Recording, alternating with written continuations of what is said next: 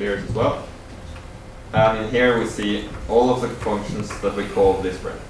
So it starts with just the capture. Then we call GL clear, and then you can look at exactly what the viewport looks at once you clear it. And then after you can see what it looks like once you do this draw call. And if we have multiple draw calls, you can click and look at every single draw call and see what is happening and what data does it have to work with. And finally, it's just the output. So if you close it and click the frame, you just get what the entire frame looks like. So in our case, we know that something is wrong with this one because it's only a triangle and not actually a quad.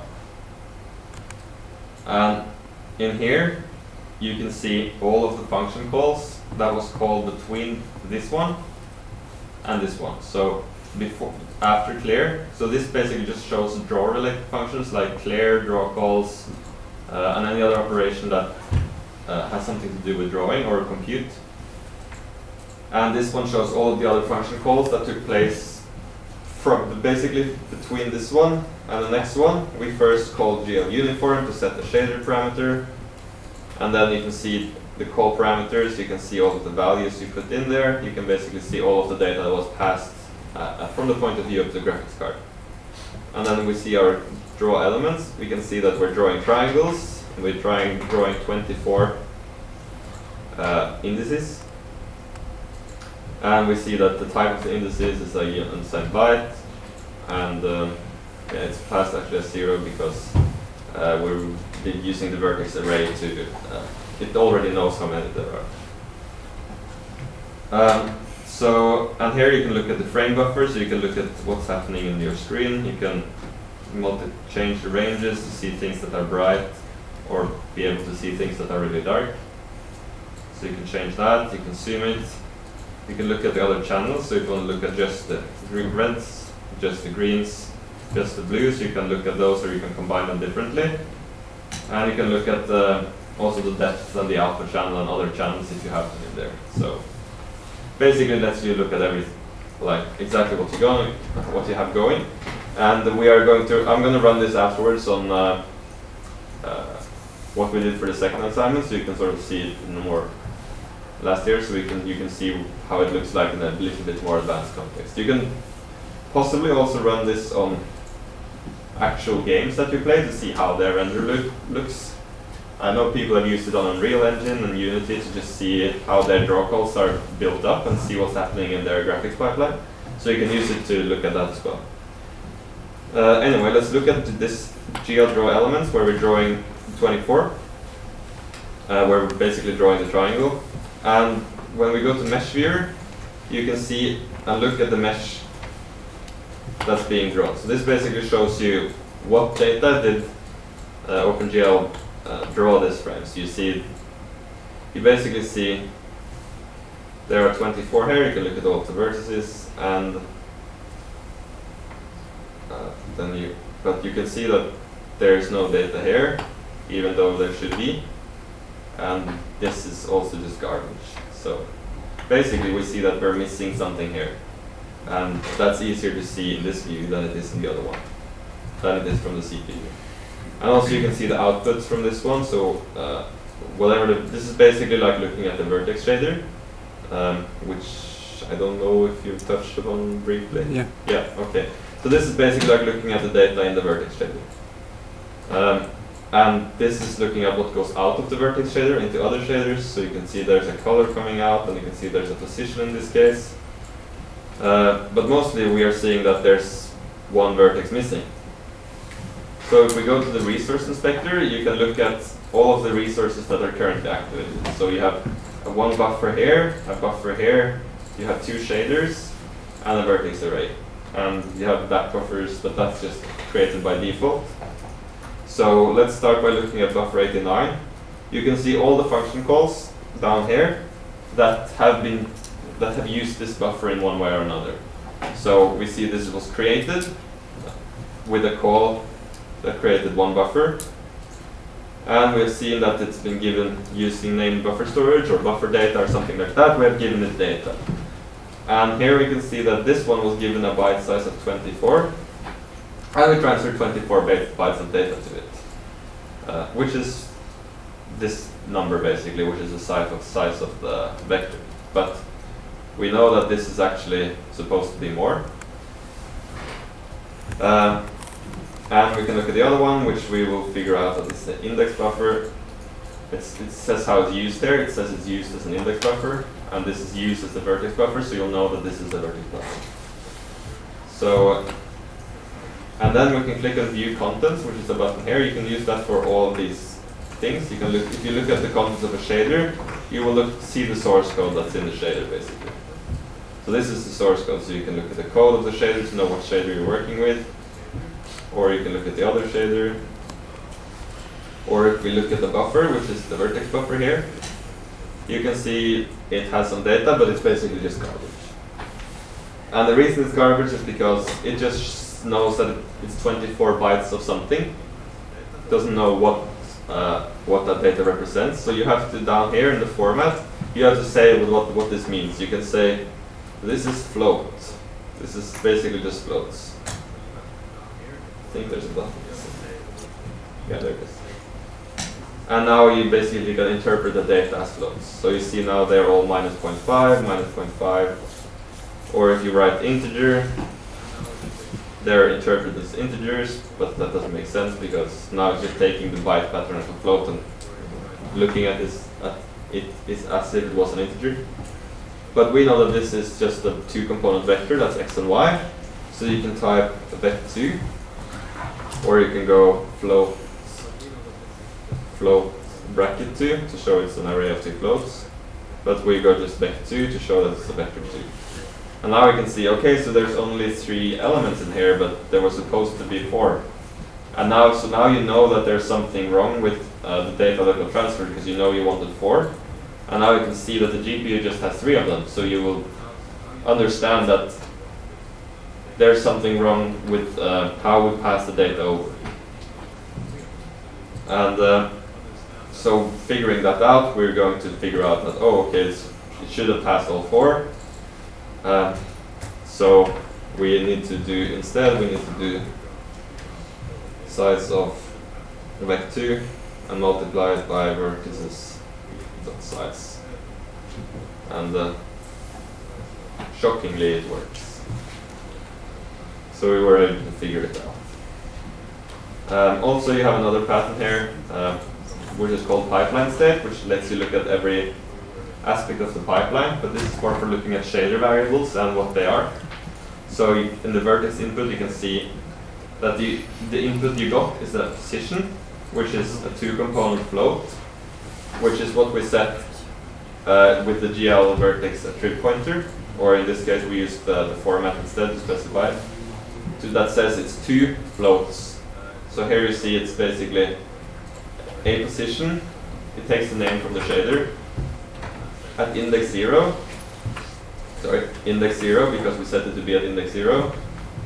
Has the format R32 G32 float, which basically means it's the same as a two-component float because it has an R and a G component. And 32 is because each one of those are 4 bytes or 32 bits. And it's underscore float because it's to be interpreted as a float. So if we set it to be a 4 component, this would say R33, G32, B32, A32. Just so that's the way it shows the format because it's more specific.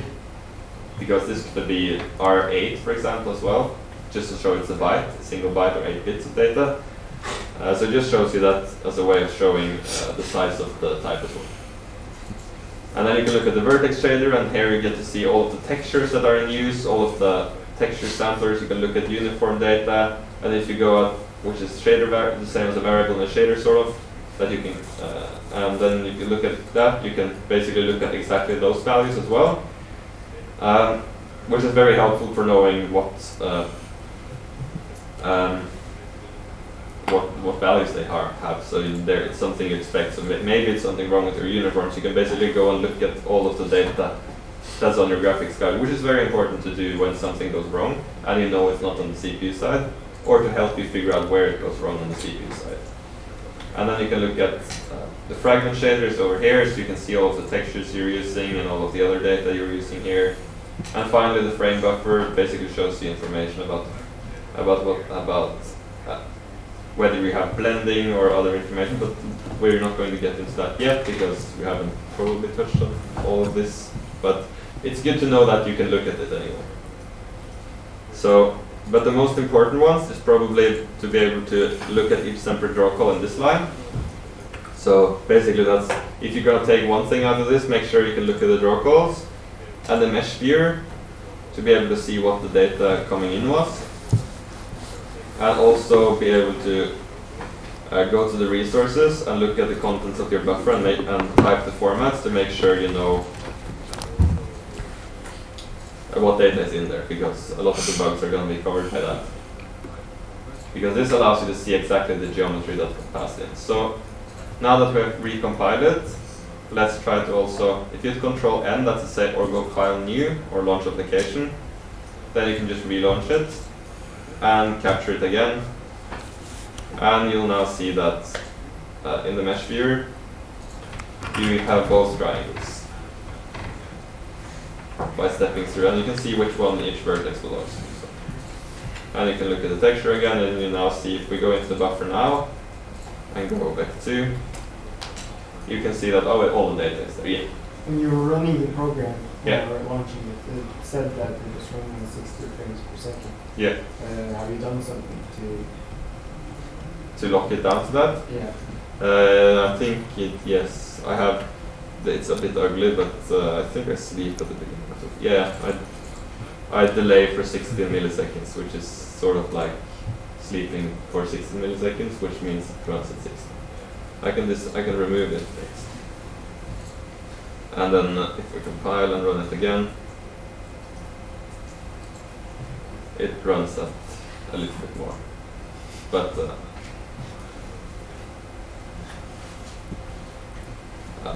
yes, sleeping every frame is a cheap way of locking the frame rate. But normally it wouldn't go this. You wouldn't have nearly this many frames because you're actually going to do some computation as well. But it was just there because I worked on it earlier. So no specific reason for locking it there.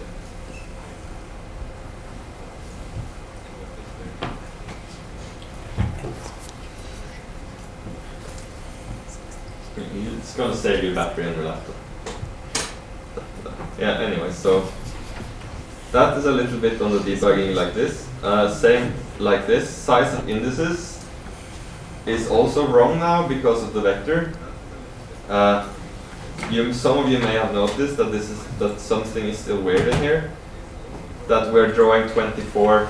That when we're calling to GL draw elements, we call passing 24, and we have all of these vertices that are not doing anything. And that's actually also an issue because you should, since we're actually only drawing 6, like this quad only has 6 points or 6 points in a triangle that we need to draw. So the fact that we're actually passing a much higher value is also a bit suspicious, and you will see that because it says that you're drawing 24 of these, and most of them are not even used, as you will see in here, because they don't belong to a triangle. And that's the same exact bug except applied to the indices. Since we're saying size of indices, this is going to be 24, whereas the actual size of this is just 6, because it's 1 byte for every number. So we have to do exactly the same here to fix that.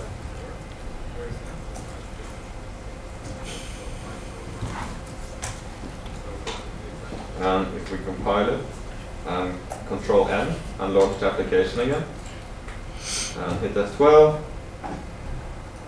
it's still 24. Oh, maybe I forgot to update something down here. Yeah, so that didn't work, but because here's the second part of the bug, that we're using size of indices down here as well, divided by the size of the first element. But that doesn't work because this is the first element is size 1, so it's and this one is 24, so that's the same as doing 24 divided. Yeah. Did you have a question? No. Okay. So again, we have to go size of unsigned char multiplied by indices.size. Oh. Actually, that's the size in bytes. In this case, that's going to be exactly the same as the length, since the size of an unsigned char is just 1. But if we compile it now and run it and capture the frame with F12, we can see that it's finally just passing the number 6, and we can see that in here it's only the actual vertices we're working with. So this is just an example. I wasn't actually intending for this bug to happen because I was just modifying this as an example before the class. But we were able to catch a bug because another bug that wasn't even intended, because we looked at what data the GPU got and what parameters it was passed, and we saw that something was suspicious in there. So it's just a great example to show that debugging and using these other tools actually is a very helpful. Actually, can be very helpful. So let's look at one more example, which can be. Whoa, not that bad.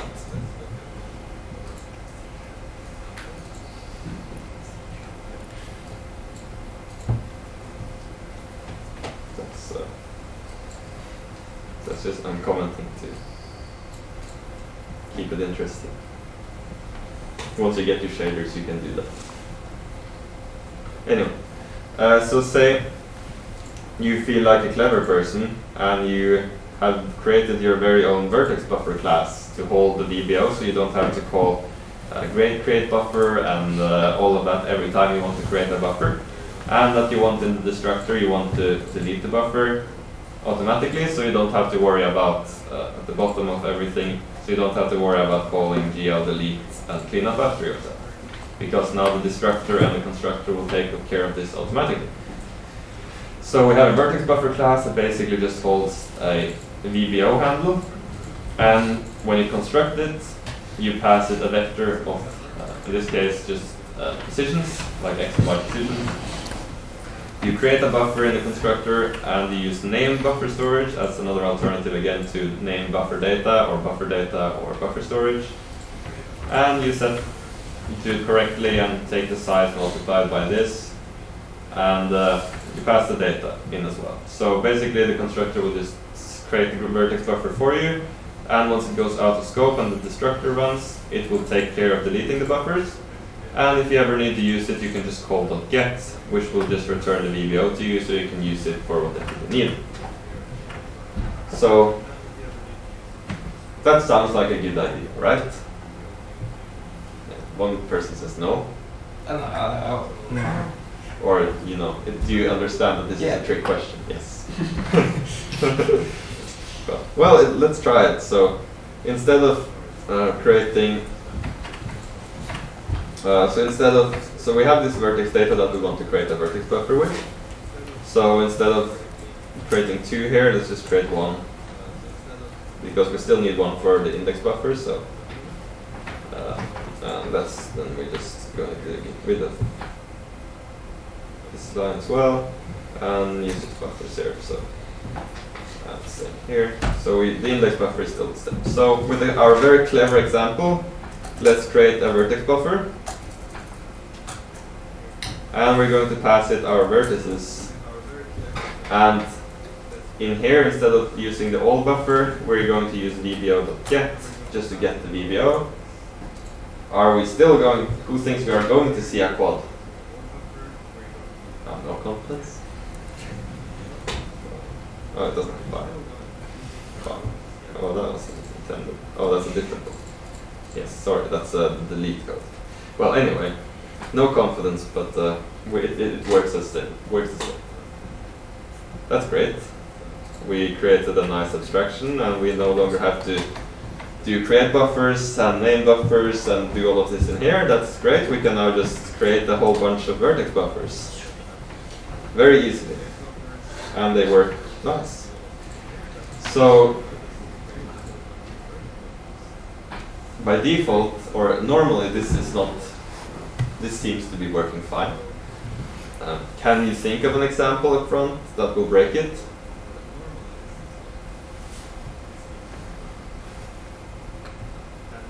No? Okay.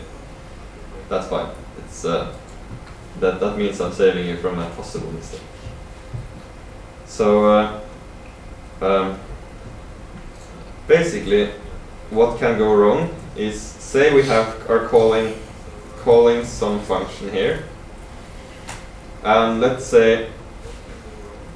pretend that inside these brackets it's just a function we're calling. So let's just pretend we're calling void function, something. Let's pretend this is a function, so it's basically the scope of a function. Let's pretend that this is just a function call.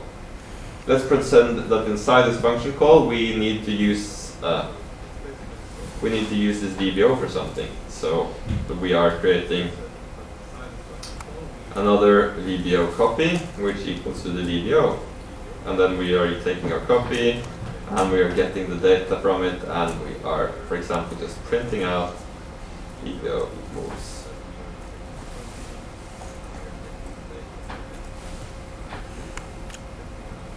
I haven't included C out.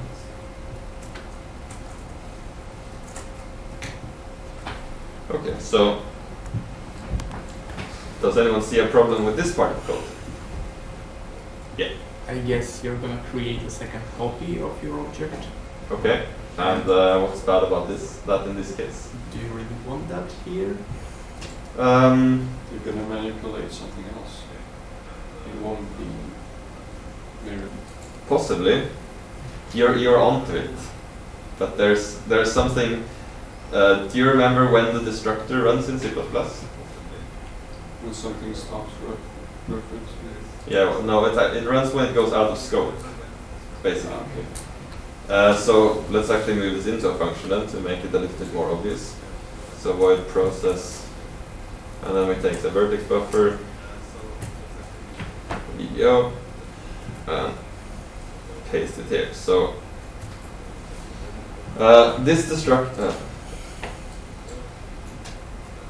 this clever destructor that we have that will clean up after ourselves, this runs whenever an object of vertex buffer goes out of scope, which means basically at the end of the function it will be run, at the end of the function where it lives, it will run at the end of, if it's a global, it will run at the end of your program. If it's in brackets like this, it will run when it gets here. So if we are now calling our clever process function to process our VBO, and we take a copy of it here and print it out, and then this function goes out of scope, what is it going to do? Yes, basically. So when this copy goes out of scope, it runs the destructor and it deletes the buffer. And since this is a copy of this one, this will now be whatever number the other one got back, and it will delete the buffer you are working with here. So after you processed it, and this has taken just an innocent copy, it has actually deleted your buffer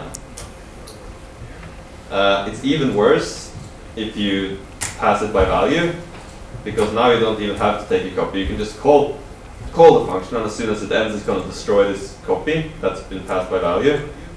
And just by calling the function that does absolutely nothing, you have deleted your vertex buffer. Because it's passed by value, which means it's going to create a temporary copy that will be passed to the function. And in here, VBO is its own object, but since it has directly copied this value, you are actually deleting the buffer you created here. Which means if we run it now, it's still going to be black. But it can also still work. I had an example before where it worked when I tested it. So if we do it the other way and go to VBO, when we were still creating two buffers here, then it's still going to work sometimes. And the reason for that is because when you delete the buffer, the vertex data actually still lies on the GPU. So as long as you don't do anything else, in theory it might work. But when we create the buffer here, so when you call create buffer or gen buffers, you're going to get a number back, which represents the handle to this buffer. And when you delete it, you basically say this number can be used again. You don't actually delete the data or anything yet, you just say this number can be used again. So the reason it doesn't work here is because when we create this buffer, after this innocent function have deleted it, it's basically taking the same name of the old one and you're overwriting the data with the integers. However, when we were creating two buffers here, let's just go back to that and using the first one.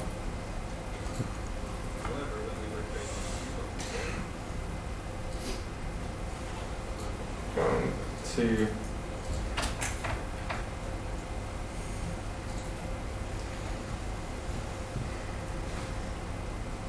Run it. No, it crashed. So this time it crashed. Interesting. And if we go to the debug button, we see that it crashes here. And basically, so when I was testing it before the lecture, it still drew the code. Now, and then when we removed this buffer, then when we were only allocating for one, maybe that's because then we basically got a black screen. And now that we introduce it back again, now we are getting a crash. So basically the point I'm trying to make here is that when you create clever classes to wrap this, make sure that there are some tricks that you can do to remedy this, we will look at that, but this can introduce a lot of really, really weird bugs if you don't write those classes properly, because we have had 4 different outcomes, although we only seen 3 of them here, with exactly the same parameters. And maybe if I change the compile type from a debug mode to release mode, maybe we're going to get a completely different result. Yeah, now the triangle is there. But even if we process it,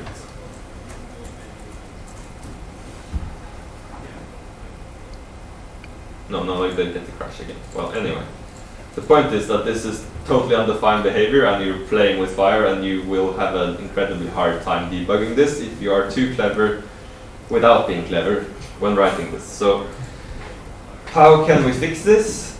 There are a couple of ways that are introduced with the C++11 and further, where you have where you can do some tricks. I don't know how many of you have worked with the copy constructor before. Okay, so it's a good time to hear about it, because with OpenGL it's going to be very important. There's also another way to resolve it. So let's look at the other way first. The first way is to not be so clever and use the constructor for this kind of work. So a good way is to basically call this function initialize instead, and then just have your clever vertex buffer constructor be empty. And then instead of running this in the destructor, call it the initialize,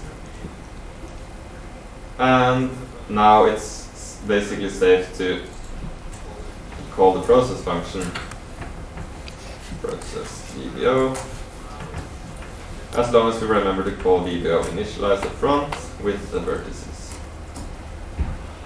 So now, even though we process it, we are still seeing it, because we are using an initialize and deinitialize method, and these don't automatically get called when this one goes in or out of scope. So it is a little bit of extra work on the calling side, and now you also have to remember somewhere to call VBO.deinitialize or destroy or whatever you decide to call it, which perhaps defeats the purpose of creating the class in the first place, except you get more of an object-oriented interface to your buffer. So that's one way of doing it.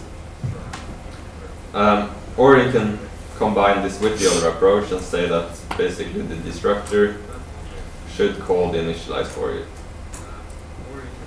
But now you have the same problem again, just it's more complicated. Now it crashed. So let's look at the other way to do it, and so let's undo all the stuff.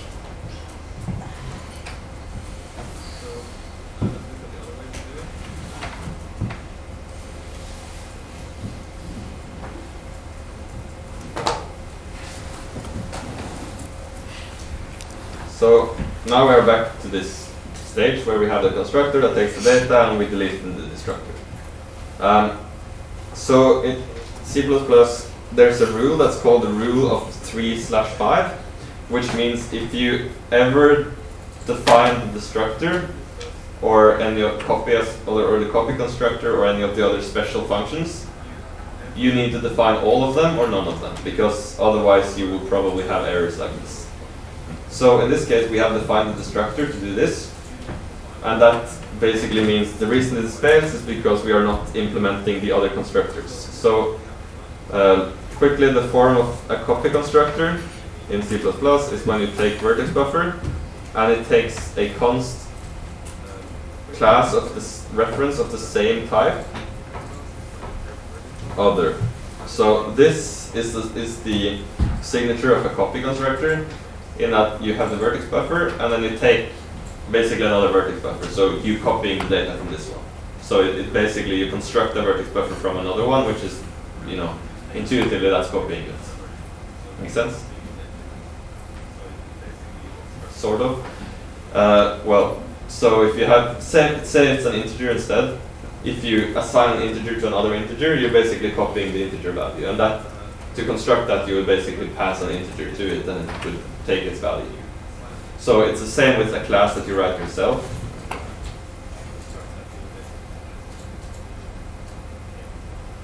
Except now you're working with the class and you're just taking a class as a parameter. So now this is the same operation that we're doing here and saying sum VBO2 equals VBO. This is copying this VBO because you're assigning to it from the other one. And then it will call the constructor that takes another vertex buffer. So the quick way to fix it is to delete this constructor. If we delete the constructor, your program will no longer compile, because you are copying it over here and you are copying over here.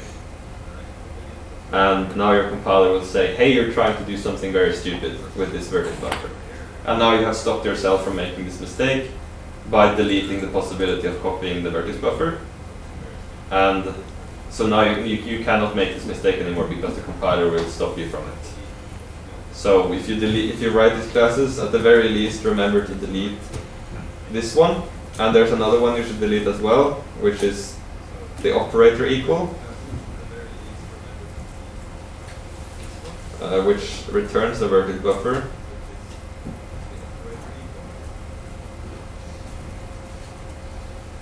And takes the same parameters of const vertex buffer. And you can delete this one as well.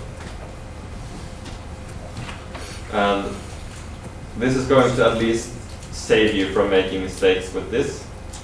So this is the recommended way of wrapping these classes, whether it's a vertex buffer or a texture or another thing, is to just delete the ability to copy them, because if you copy them, you are going to have mistakes. Since there is no logical way really of copying this handle, because it doesn't mean anything other than the handle. By copying it, you're not actually copying the data, you're just copying the handle to it. And so then the question becomes, how do you actually pass this around, because you can't do this. Well, if you pass it by reference, you're not actually copying it, so then you're not making a mistake. So if you pass by reference, it's actually fine.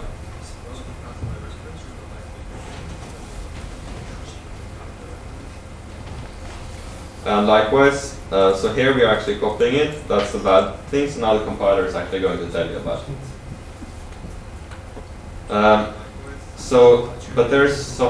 There's another way then. So if you remember, we briefly mentioned smart pointers before.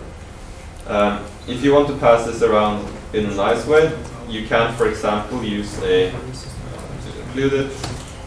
Smart pointers are in the memory header. So if you, for example, have a shared pointer, which is a reference counted pointer, and you put the vertex buffer inside of a shared pointer, now you have a reference count to it, and it's only going to delete it as soon as nobody is using it anymore. And you're not actually copying it, because you're just working with the pointer.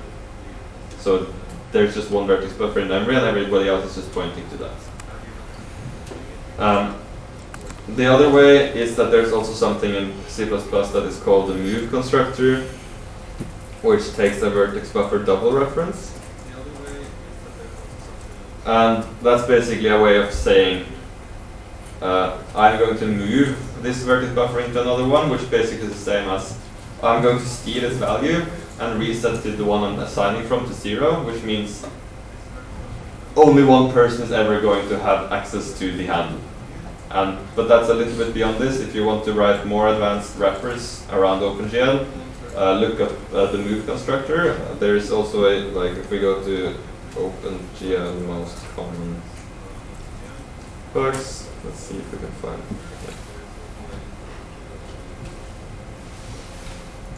This is actually the first listing on the most common bugs, the object-oriented problem, where you delete it in the destructor.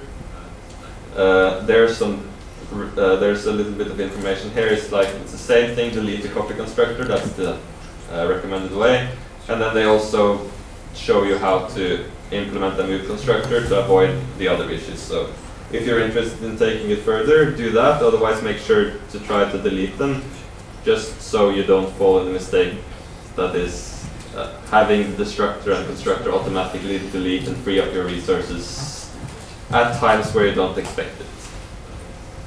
And yeah. Is there already some wrapper that someone's created? Probably a lot of them, but not all. A lot of tutorials. And yeah. Is there already some wrapper that someone's created? Probably a lot. Be aware of it if you ever look at that. But if not, you can write it yourself or not use the wrappers not wrap too much of it, basically. Try to create thinner wrappers or just work with the API directly. It's not such a that big of a pain, but for some classes it's nice to wrap it a little bit. But just keep it in mind that it can screw you over if you ever copy it. If you don't ever copy it around, then it's fine. But it can introduce very subtle bugs. So if you have an issue and you have created a wrapper class, you should at least consider that wrapper class to be an source of bugs if you don't. But if you look at Google most common bugs, there's a solution here on how to wrap things, and it's a good exercise to try to wrap things and make it a little bit cleaner. So that's basically what I had on the debugging. So if you have any questions related to this or just OpenGL or C++ in general, I can answer them, and hopefully you will be using RenderDoc a little bit to assist you, as it's a very good tool to discover subtle bugs or bugs in general.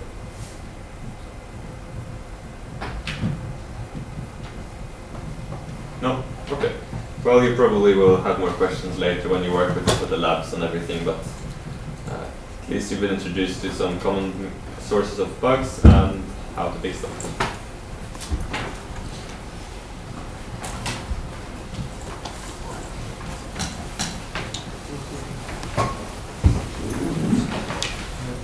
So next week it's back to the lab on Tuesday, lecture on Thursday thingy.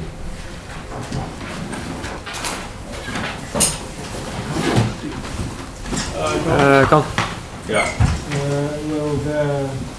Will the example code be on here? It's not there yet. I can probably put it there.